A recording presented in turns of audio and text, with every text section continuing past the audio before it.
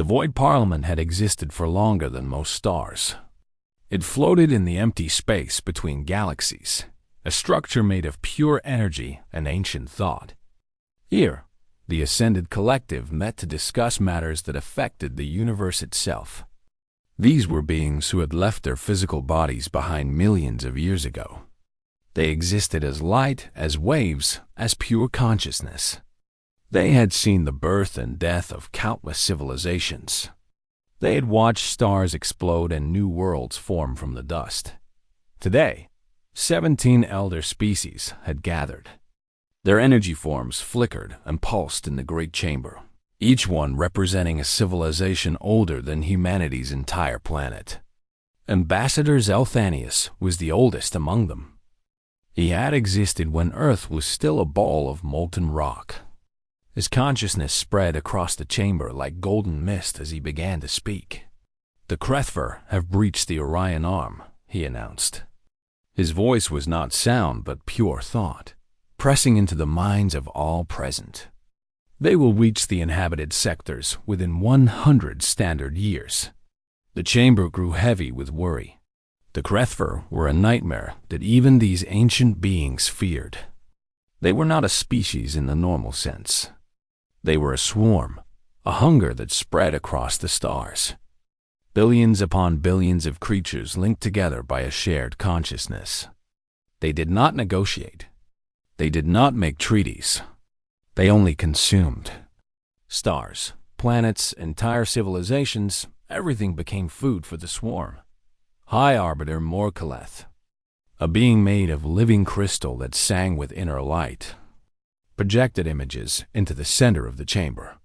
Everyone saw the destruction. Worlds stripped down to bare rock.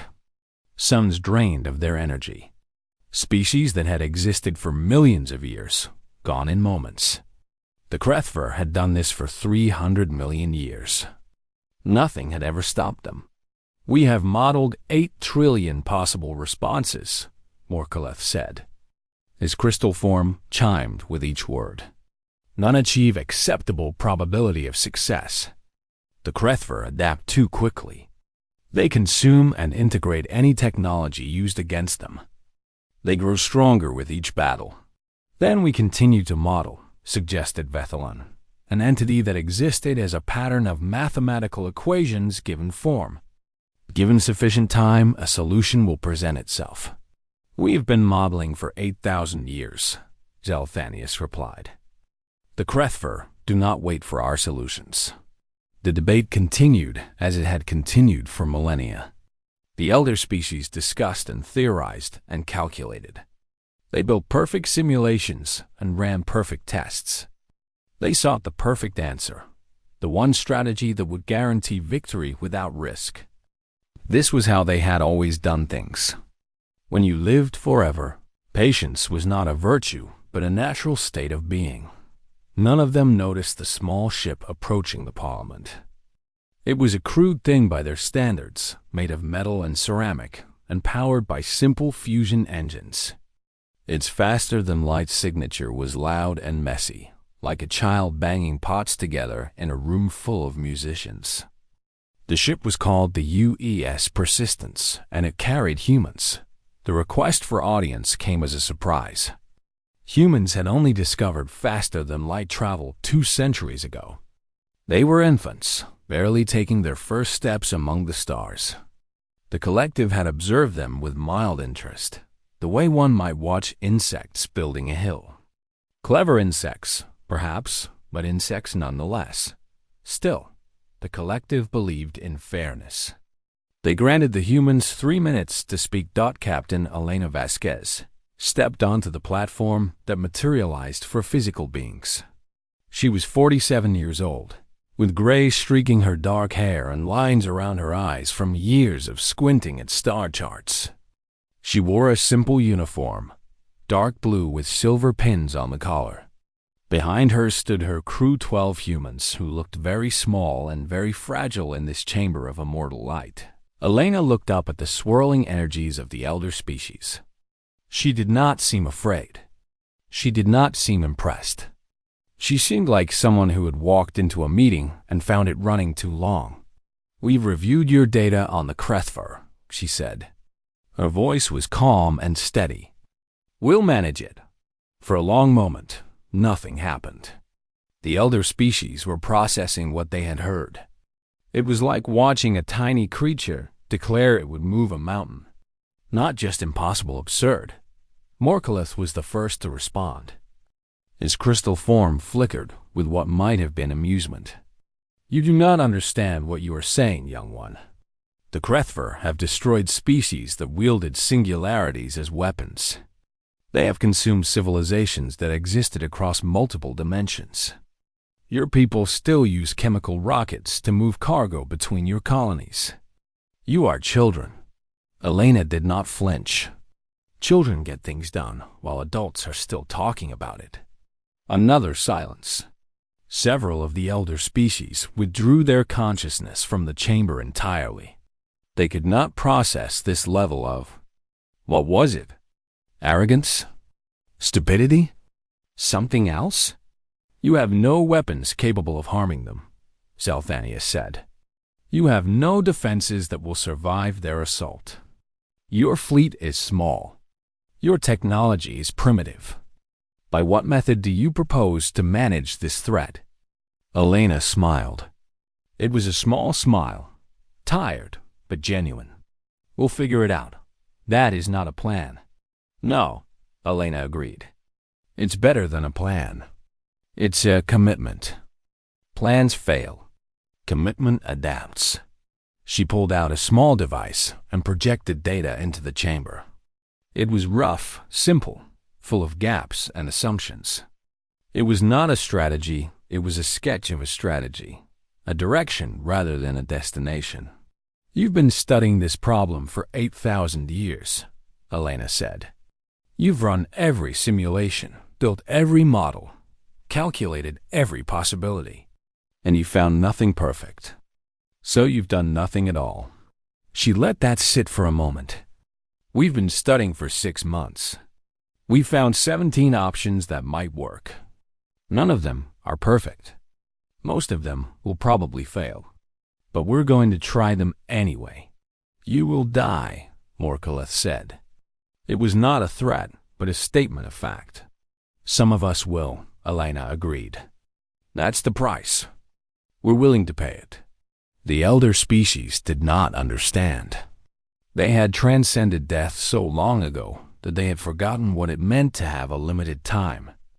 They had forgotten the power of a deadline, the motivation of mortality. When you had forever to find the perfect answer, you could wait forever. Humans did not have forever. They had decades, and they used them. "We came here as a courtesy," Elena said, "to let you know we're handling it. You can help if you want. If not, stay out of our way." She turned and walked back to her ship, her crew following behind her. The Ascended Collective watched them go, these tiny beings in their tiny vessel, heading off to fight an enemy that had destroyed gods. None of them expected to see the humans again. The Ascended Collective spent 3 days discussing the human visit. For beings who measured time in centuries, this was almost rushing. High Arbiter Morkalith had called the session, his crystal form glowing brighter than usual with what the others recognized as agitation. "They will be destroyed," Morkalith stated. "This is not opinion. This is mathematical certainty. Their technology is insufficient. Their numbers are laughable. They possess perhaps 800 warships. The Krethver possess trillions of combat forms. Then why are we discussing this?" asked Zelthanius. His golden mist swirled slowly, the movement of an ancient mind thinking ancient thoughts. "Let them attempt their foolishness. When they fail, we will continue our search for a proper solution, because they have already begun." The statement sent ripples through the chamber. Veth Allen, the mathematical entity, projected data streams into the center of the Parliament. The humans had not waited. In the 3 days since Captain Vasquez had left, they had already started mobilizing. Ships were moving. Factories were changing production. Messages were flying between human colonies at the speed of light and faster. "This is their shipyard output," Vethalan explained. Numbers and charts appeared, crude by collective standards, but undeniably real. They have increased military production by 400%. They are converting civilian vessels for combat. They are recruiting soldiers from every colony they possess. "Madness," someone muttered. "They are throwing their civilization into a fire. Look at this." Vethalan highlighted a section of data. "They have begun research on the Krethvar. Not theoretical research, practical research. They are testing weapons, building prototypes. They have already conducted 17 experiments and failed at 14 of them." Failed? Morkalith's crystal chimed with confusion. "Then why do they continue?" "Because they learned from the failures. Each failed experiment taught them something. They adjusted and tried again. Look, Experiment 18 succeeded partially. Experiment 19 built on that success." The collective struggled to understand this. When they conducted research, they modeled everything first. They ran simulations until they were certain of success before building a single prototype. The idea of building something, watching it fail, and simply trying again seemed wasteful. It seemed chaotic. It seemed human. Observer entity Vethalan requested permission to study the humans directly. The collective agreed. Perhaps understanding this strange species would provide useful data. Perhaps watching their destruction would offer lessons for the future. Vethalan traveled to human space in a form they could perceive, a tall figure made of soft blue light. Humanoid in shape, but clearly not human. The humans did not seem bothered by this.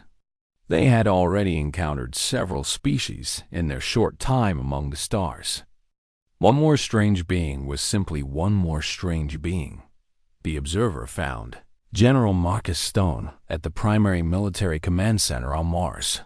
The human was older, his hair white and his face weathered, but he moved with the energy of someone much younger. He was eating when Vethalan arrived. The humans were always eating. They needed to consume matter multiple times each day just to keep functioning. It seemed terribly inefficient. "You're the watcher they sent," Stone said between bites of his sandwich. "Pull up a chair. You'll want to see this." Vethalan did not need a chair, but created the appearance of sitting anyway. The humans seemed more comfortable when he mimicked their behaviors. On the screens around them, information flowed constantly. Ship movements, resource allocations, research updates. Everything was happening at once, a chaos of activity that made no logical sense. "Your mobilization is impressive," Vethalan admitted. "But your strategy is unclear. What is your primary attack vector? What is your fallback position? What are your victory conditions?" Stone laughed. It was a strange sound, rough and warm at the same time. "We don't know yet. You do not know? We're figuring it out as we go. Right now, we're building options. Every ship we construct is an option. Every weapon we develop is an option. Every soldier we train is an option. When the Krethvar arrive, we'll pick the options that work and throw away the ones that don't." Vethalan processed this. "That is not a strategy. That is improvisation. Best kind of strategy there is." Stone finished his sandwich and wiped his hands. "Look, I've read about your people. You've been around for millions of years. You've seen everything, done everything, know everything, but you've got a problem we don't have. And what is that? You're afraid to be wrong." Stone leaned forward, his old eyes sharp and bright. "When you're immortal, mistakes last forever. So you don't make them. You wait and plan and model until you're absolutely certain. But certainty is a luxury, friend. We don't have time for certainty. We've got maybe 5 years before the Krethvar hit our space. In 5 years, we need to go from barely knowing these things exist to being able to kill them. That means trying things that might not work. That means failing fast and learning faster. Many of your people will die in these failures. Yes, Stone's voice was quiet but not sad. They know that. They volunteered anyway.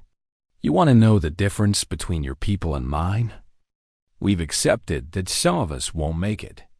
We've already paid that price in our hearts. Now we're just working out the details. Vethelin observed the command center for several hours. Officers came and went, reporting problems and solutions. A new weapon design had failed its tests. The team was already building a modified version. A supply line had broken down. Logistics officers were rerouting around it. A research team had discovered something unexpected about Krethver biology. The information was spreading to every lab in human space within minutes. It was chaos. It was beautiful chaos. Every failure became a lesson, and every lesson became progress. The humans did not wait for permission to try new things. They did not need approval from higher authorities for every decision. They simply acted, adjusted, and acted again. You have a phrase, Vethelin said eventually. Good enough.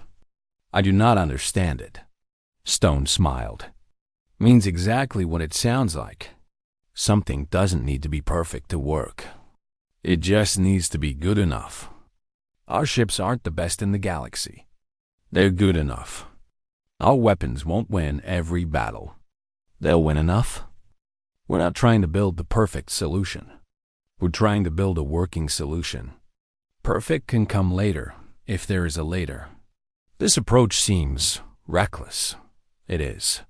Stone stood and stretched, his old bones creaking. But reckless things done now be perfect things done never. Your collective has been looking for the perfect answer for 8,000 years. We've been looking for 6 months, and we've already got something. It's not good. It might not work, but it's something, and something beats nothing every single time. Vethelin watched the general walk away to handle another crisis. Around the observer, humans rushed and worked and argued and failed and tried again. They were not graceful. They were not elegant. They were messy and loud and imperfect, but they were doing something. And for the first time in millennia, Vethelin felt something like doubt about the collective's approach. Perhaps there was wisdom in imperfection. Perhaps there was strength in accepting failure. Perhaps these strange mortal creatures understood something that the immortals had forgotten. 80 months passed. For the Ascended Collective, this was barely a moment, a breath between thoughts. For humanity, it was a transformation. Vethelin had stayed to observe.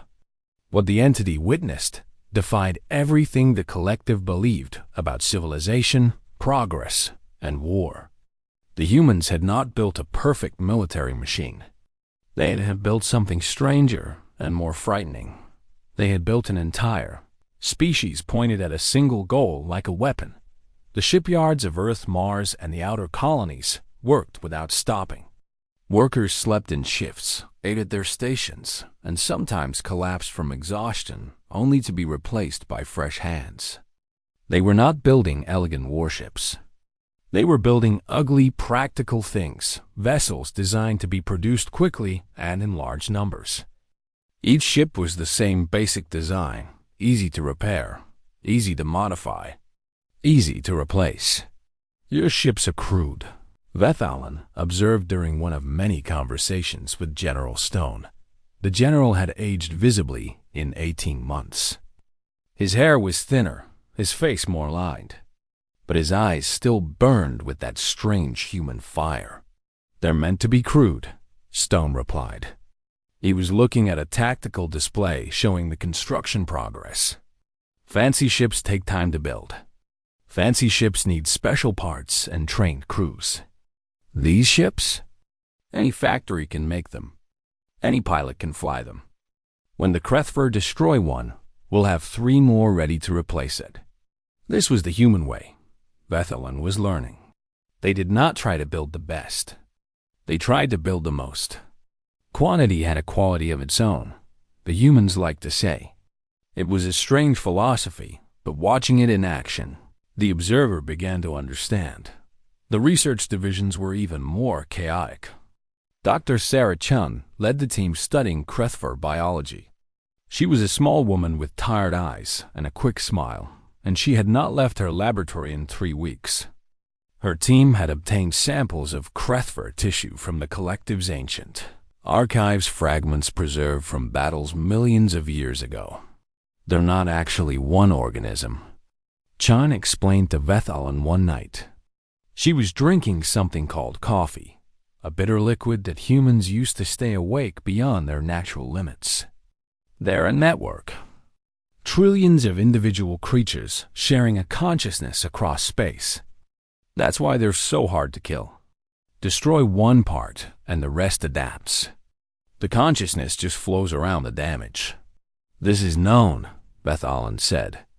The collective has studied this for millennia. Sure, but did you ever try to disrupt the network itself? Chun pulled up her research. Look here. The Krethfer communicate through quantum entanglement. Their thoughts travel faster than light because they're not really traveling at all. But there's a lag. Not much milliseconds, maybe. But it's there. Milliseconds are insignificant. In a conversation, sure. In a battle? Chen's smile grew wider. In a battle, milliseconds are everything. If we can hit them fast enough, in enough places at once, the swarm consciousness can't coordinate. Each part has to act on its own. And individually, they're not that smart. It was brilliant. It was also incomplete. Chen's team had identified the weakness, but they did not have a weapon to exploit it. Not yet. They were still working, still failing, still trying again. 3 researchers had died when an experiment went wrong last month. The others had attended the funeral and returned to work the next day. Do you not mourn your dead? Vethalan asked. We do, Chen said quietly. But we mourn by finishing what they started. Every person who dies on this project, their work continues. Their notes become someone else's breakthrough. Their failures become someone else's lessons. They're not really gone until we stop trying. The military preparations were equally intense. Admiral James Akanjo, father of a young officer named Amara, who was rising quickly through the ranks, commanded the fleet construction. His strategy was simple and brutal. They would not try to defeat the Krethfer in open battle. They would create what he called a kill box. Think of it like a trap, Akanjo explained during a briefing. We'd pick a region of space empty, no colonies, no resources worth saving. We fill it with everything nasty we can build. Mines, automated weapon platforms, sensor networks, drones. We make that space so dangerous that anything entering it gets hurt. The Krethfer will adapt to your weapons, Vethalan pointed out. Of course they will. That's the plan. Akanjo brought up tactical projections. When they adapt to the mines, we hit them with the platforms. When they adapt to the platforms, we hit them with the drones. Each wave is different. Each wave teaches us something about how they adapt. And while they're busy adapting, our main fleet hits their communication nodes. It was not a plan to win. It was a plan to learn while fighting. The humans expected to lose many battles. They expected to lose many lives. But every loss would bring information, and information would bring better weapons, and better weapons would bring more losses for the enemy. They were willing to trade blood for knowledge, and knowledge for victory. The collective would never have accepted such terms. The collective valued every consciousness, preserved every life, waited for solutions that risked nothing. But the collective had also done nothing for 8,000 years, while the Krethfer consumed world after world. Vethalan sent regular reports back to the Parliament. The elder species read them with growing unease. The humans were not behaving rationally. They were sacrificing too much, risking too much, moving too fast. Their plans had holes. Their weapons were imperfect. Their strategies had obvious flaws, but they were doing something. Every day they did something. Every failure led to a new attempt. Every death led to renewed determination. They were not waiting for the perfect moment. They were creating their own moment through sheer stubborn effort. 6 months before the Krethver were expected to arrive, humanity completed its preparations. The kill box was ready. The fleet was assembled. The research teams had developed 17 different weapons. None of them guaranteed to work, all of them ready to try. General Stone, looking older than his years, but still burning with purpose, addressed the combined military forces. "We don't know if we'll win," he said. His voice carried across every ship, every station, every colony. "We don't know if our weapons will work. We don't know if our strategy is right. We know nothing for certain except one thing. We're going to try. We're going to throw everything we have at these monsters. And when that doesn't work, we're going to throw everything else. We will adapt. We will overcome. We will never, ever stop." The speech was not elegant. It was not inspiring in the traditional sense. But it was honest, and humanity responded to honesty. They had accepted the cost. They had made their peace with death. Now they were ready to fight. Vethallen watched the preparations conclude and felt something the observer had never felt before: hope. Not certainty. The humans had taught the observer that certainty was a lie. But hope, real hope, that these crude and mortal creatures might actually accomplish the impossible dawed. It was terrifying. It was beautiful. It was human. The Krethver arrived on a Tuesday. Later, humans would argue about whether this was meaningful or just random chance. They decided it was funny either way and named the entire operation Operation Last Tuesday. The humor helped. When facing the end of everything, laughter was a weapon too. The Vanguard emerged from deep space like a storm made of flesh and metal. Millions of creatures, each one the size of a building, connected by invisible threads of quantum thought. They moved as one, breathed as one, hungered as one. They had consumed 300 civilizations across 300 million years. Humanity would be 301. That was the plan. Anyway, the Krethver did not make plans so much as follow instinct. They sensed life ahead, resources ahead, matter to consume, and consciousness to absorb. They moved toward it as naturally as water flows downhill. They entered the kill box without slowing down. The first wave of automated platforms activated immediately. These were not sophisticated weapons. They were converted mining charges, fusion reactors rigged to explode, simple kinetic impactors that were basically very fast rocks. Crude, brutal. Thousands of Krethver creatures died in the first minute. The swarm barely noticed. When you numbered in the trillions, thousands were nothing. The Krethver pushed forward, absorbing the damage, learning from it. They began to adapt, developing countermeasures against the explosives, hardening their bodies against the kinetic impacts. This was what they always did. This was why they always won. Admiral James Okonjo watched from the command ship, the UES Determination. His daughter Amara stood beside him, now a captain herself after 18 months of accelerated promotion. The fleet waited at the edge of the kill box, hundreds of ugly practical warships ready to move. "They're adapting to the first wave," reported a tactical officer. "Estimate 30% reduction in effectiveness." "Expected," Okonjo replied calmly. "Activate Wave 2. Wave 2 was different. Not explosives this time, but electromagnetic pulses designed to disrupt quantum communications. The research teams had worked on these for 6 months, failing 11 times before achieving partial success. The weapons worked, sort of. They slowed the Krethver communications by precious milliseconds, creating moments of confusion in the swarm. It was not enough to stop them. It was enough to hurt them. "Dr. Chen," Okanjo spoke into the communication system. Is the package ready? Ready as it will ever be, Chun's voice came back.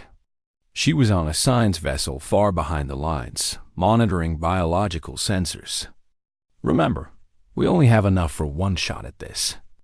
If it doesn't work, then we try something else. Deploy.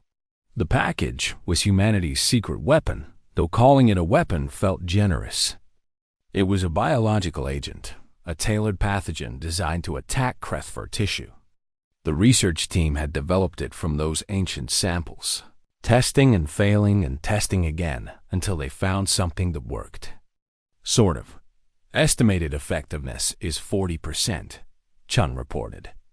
Maybe less. The Krethfer adapt fast. Once they recognize the pathogen, they'll develop immunity. Then we make sure that 40% counts, Amara said. Helm, move us to attack position. The biological agent spread through the kill box in invisible clouds. The Krethfer did not notice at first. Then creatures began to die. Not from weapons, not from explosions, but from the inside. The pathogen attacked their cellular structure, breaking down the connections that let them share consciousness. The swarm reacted with something like surprise. They had not faced biological warfare in millions of years. Most species were too afraid of the Krethfer to get close enough for such attacks. They had forgotten that danger could be invisible.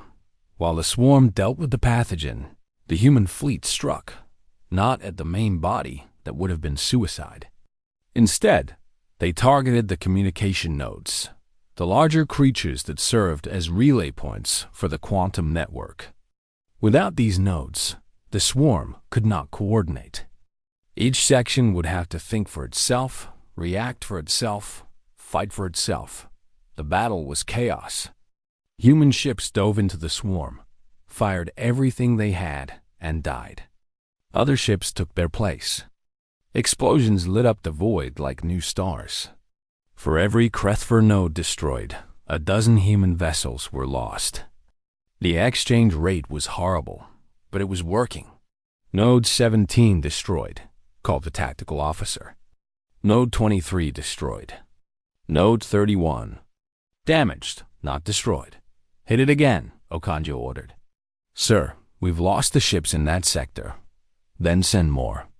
More ships went. More ships died. The kill box became a graveyard of metal and flesh, human and Krethfer alike. But the Krethfer were confused now, their coordination breaking down. Sections of the swarm began acting independently, sometimes even attacking each other by mistake. They're adapting to the pathogen, Chun reported. Her voice was tired but triumphant. But it bought us time. Their network is fragmented. They can't reassemble it while under attack. Amara Okanjo led the strike against the central cluster of nodes. Her ship, the used Persistence, the same ship that had carried Captain Vasquez to the Parliament 18 months ago, pushed deep into enemy territory. Around her, ships died. Friends died. The odds were impossible. She kept going. This is Captain Okanjo to all remaining ships, she broadcast. Focus fire on the primary node. Everything we have. Empty your magazines. If you run out of ammunition, ram them. We end this now. They did. 17 ships concentrated their fire on a single target, the largest communication node in the swarm. 11 of those ships were destroyed in the attempt. But the node fell, and with it, the swarm's ability to coordinate across the entire battlefield. What had been one enemy became millions of separate enemies, each one confused and alone. The cleanup took hours. Human ships hunted down isolated Krethfer creatures, destroying them before they could reconnect. It was brutal work, exhausting work. But it was winning work. When the last Krethfer in the kill box stopped moving, Admiral Okanjo allowed himself to sit down. He looked older than his years. The price had been high. 37 ships destroyed. 4,000 lives lost. And this was just the vanguard, The main swarm was still out there. "Sir," the tactical officer said quietly, "the Krethver main body has changed course. They're retreating." Okanjo looked up. "Retreating?" "They're pulling back to their core systems. All of them. We're tracking movement across 40 star systems." It did not make sense. The Krethver never retreated. They consumed or they died. But then Okanjo understood. The swarm had never faced something like this before. They had lost a battle. More importantly, they had lost it in a way they did not understand. The humans had hurt them with methods they could not predict or adapt to fast enough. For the first time in 300 million years, the Krethver were afraid. The war was not over. It would take 6 more years to finish, 6 years of adaptation and counter-adaptation, of failures and successes, of terrible costs and terrible victories. But the first battle was won, and winning the first battle meant something. It meant the humans had been right all along. Good enough, done now. Beat perfect, done never.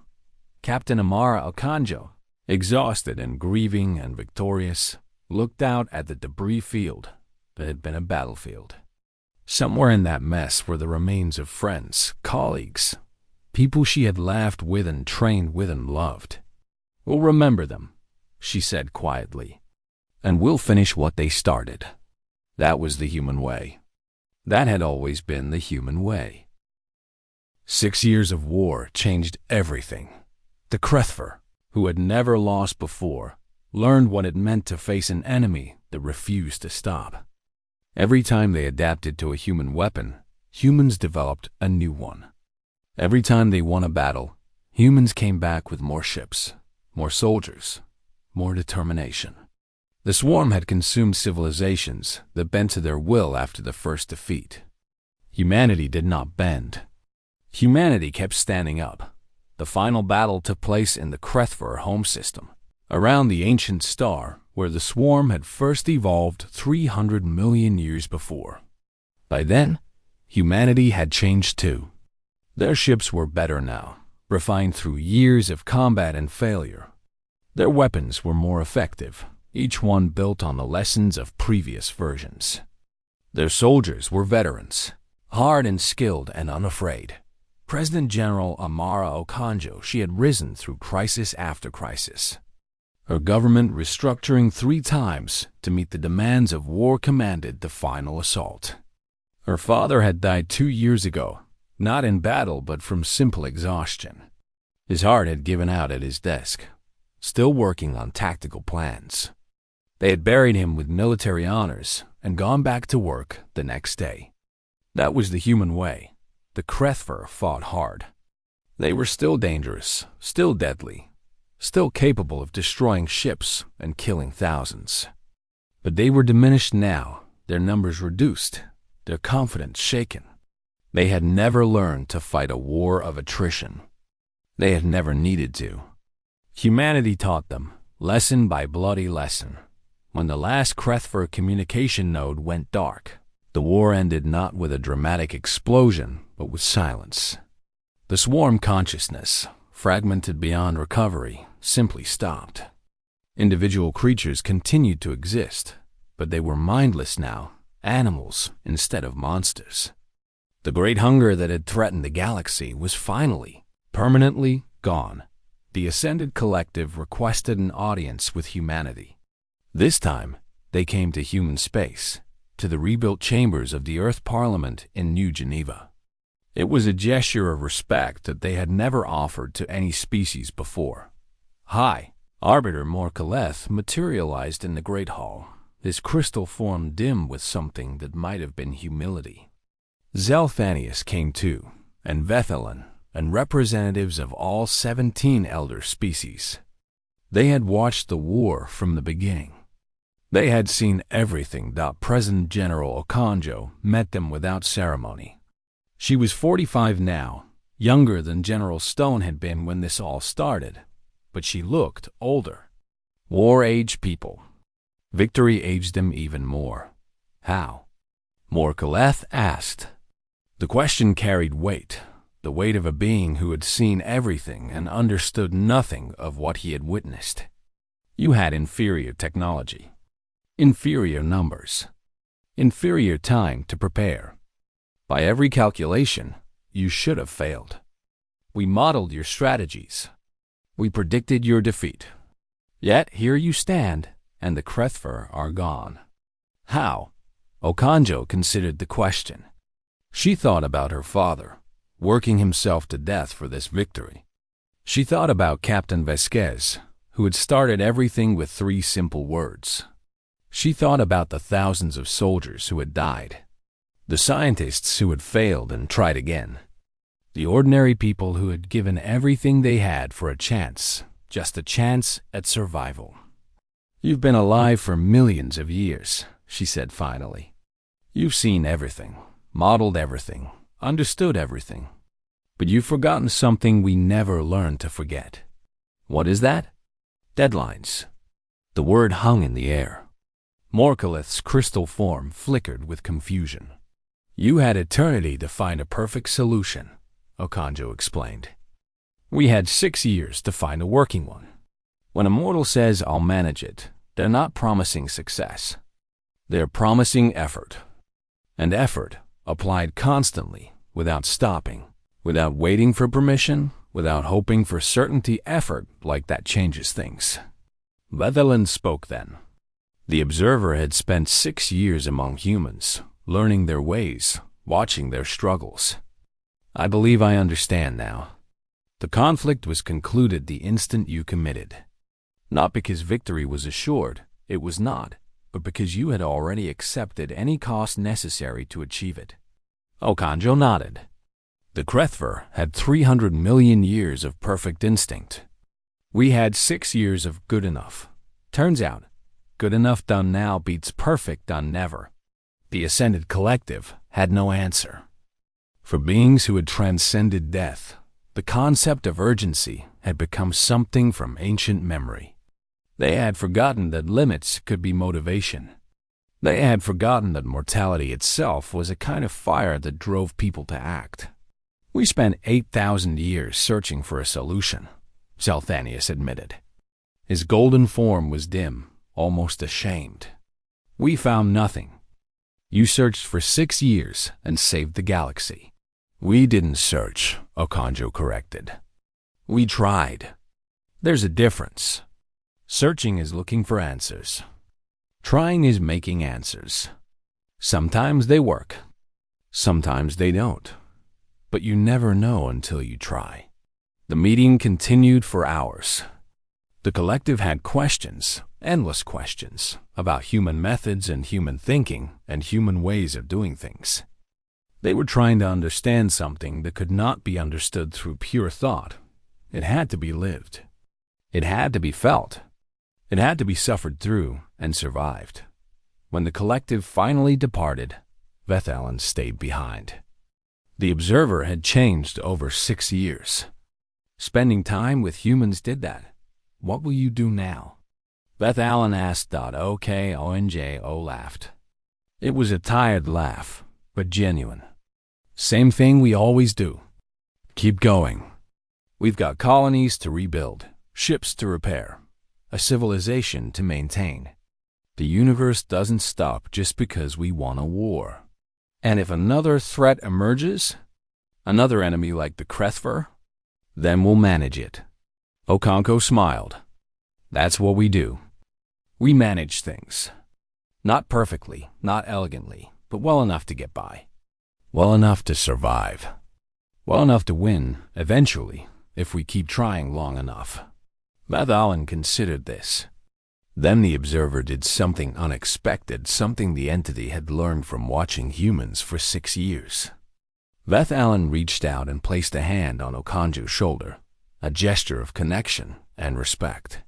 "You have taught us something valuable," Vethalan said. "Something we forgot long ago. The universe does not wait for perfect solutions. It rewards those who act. Took you long enough to figure that out. We had eternity. There was no rush." They both laughed at that, the immortal observer and the mortal leader. standing together in the aftermath of a war that should have been impossible. The humans had won not because they were special, not because they were chosen, not because of any destiny or prophecy. They had won because they were willing to start before they were ready, fail without giving up, and treat impossible as just another problem to solve. The Ascended Collective would spend the next 10,000 years studying human behavior, trying to understand the power of mortality. They would write papers and hold debates and build models. Humanity would spend that time doing other things, building new colonies, making new discoveries, facing new challenges, and occasionally stopping to eat sandwiches during crisis meetings. Some species called it recklessness. Others called it courage. Historians would call it the mortal method, the philosophy that any action, was better than waiting for certainty. Humans just called it Tuesday. And when the next crisis came, as crises always did, they would do what they had always done. They would manage it.